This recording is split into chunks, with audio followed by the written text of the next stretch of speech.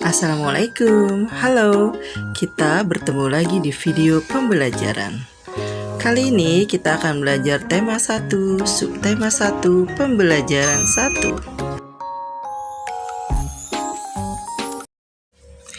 Pada tema 1, subtema 1, pembelajaran 1, kita akan mempelajari materi bahasa Indonesia, yaitu dapat mengidentifikasi gagasan pokok dan gagasan pendukung yang diperoleh dari teks bacaan. IPS mengetahui beragam alat musik tradisional Indonesia. Materi PKN dapat mengetahui dan melakukan sikap menghargai keberagaman dan perbedaan sebagai wujud dari semangat persatuan dan kesatuan Indonesia. Materi IPA dapat menerapkan sifat-sifat bunyi dan keterkaitannya dengan indera pendengaran.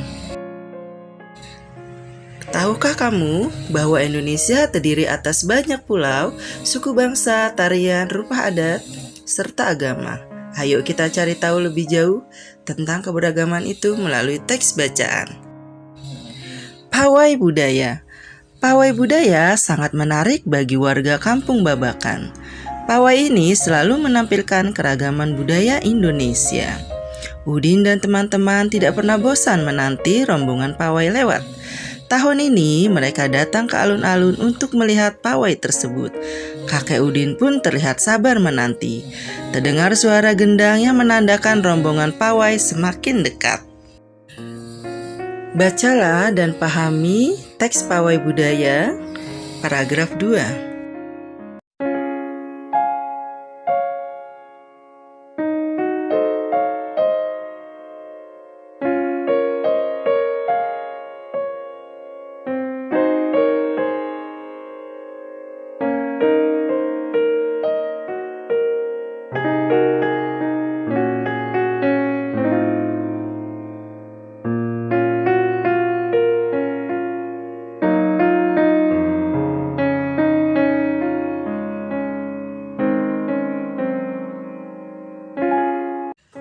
Selanjutnya, bacalah paragraf 3 dan 4.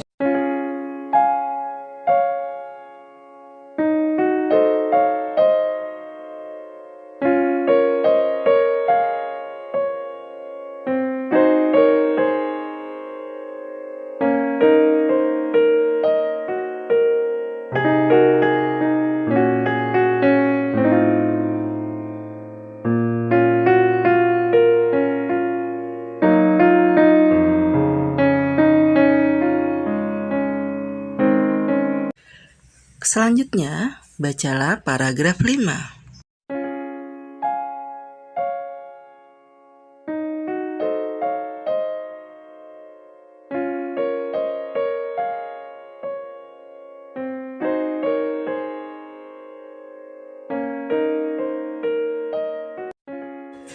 Nah anak-anak, setelah kalian membaca dan memahami teks pawai budaya, anak-anak dapat mengetahui pulau-pulau di Indonesia, suku bangsa, tarian, alat musik, baju adat, rumah adat, serta agama. Dari teks bacaan tersebut, kita akan belajar menentukan paragraf, gagasan pokok, serta gagasan pendukung. Setiap bacaan biasanya terdiri atas beberapa paragraf. Setiap paragraf memiliki gagasan pokok yang didukung oleh gagasan pendukung. Gagasan pokok adalah ide utama yang dibahas dalam suatu bacaan. Dapat berupa kalimat inti atau berupa pokok paragraf. Gagasan pendukung adalah uraian atau tambahan informasi untuk gagasan pokok. Apakah yang dimaksud dengan paragraf? Paragraf adalah kumpulan dari beberapa kalimat yang saling berkaitan satu sama lain pada suatu teks bacaan. Setiap awal paragraf biasanya ditandai dengan adanya bagian yang menjorok ke dalam. Setiap paragraf memiliki gagasan pokok dan gagasan pendukung. Nah anak-anak, ayo kita latihan menentukan gagasan pokok dan gagasan pendukung. Gagasan pokoknya adalah pawai budaya sangat menarik bagi warga Kampung Babakan.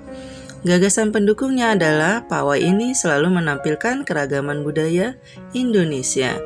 Gagasan pendukung yang kedua, Udin dan teman-teman tidak pernah bosan menanti rombongan pawai lewat. Gagasan pendukung yang ketiga adalah tahun ini mereka datang ke alun-alun untuk melihat pawai tersebut.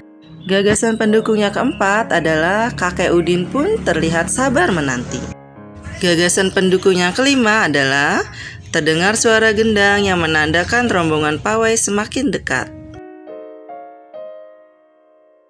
Anak-anak, gagasan pokok dan gagasan pendukungnya ditulis seperti ini ya. Gagasan pokok hanya ada satu. Sekarang perhatikan pada paragraf 2. Pada paragraf 2, gagasan pokoknya adalah di barisan pawai terdepan terlihat rombongan dari Maluku.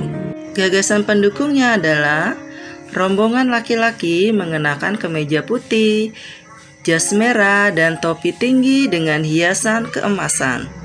Gagasan pendukung yang kedua adalah rombongan perempuan mengenakan baju cele.